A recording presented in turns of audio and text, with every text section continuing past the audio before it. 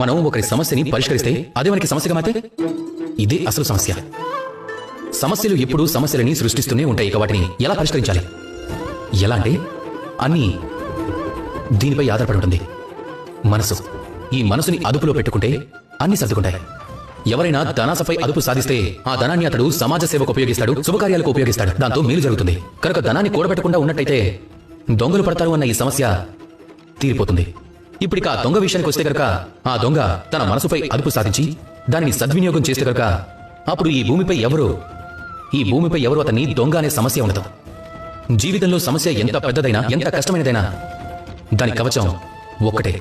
ఇక ఆ కవచం ఏమిటంటే ఆత్మనిగ్రహం. కనుక మీ మనసుని అదుపులో ఉంచుకోండి.